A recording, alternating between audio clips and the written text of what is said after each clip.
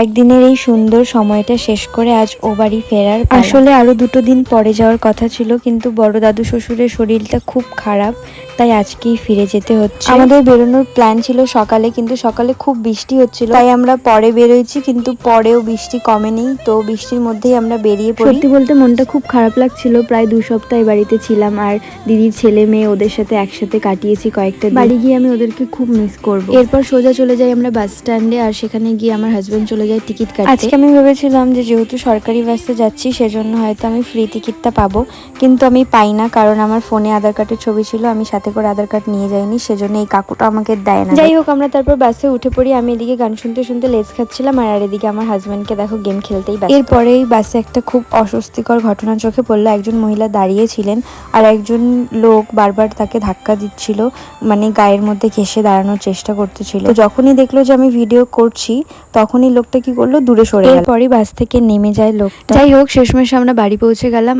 আর বাড়ি ফিরেই আমার হাজবেন্ড সোজা হসপিটাল চলে গেল।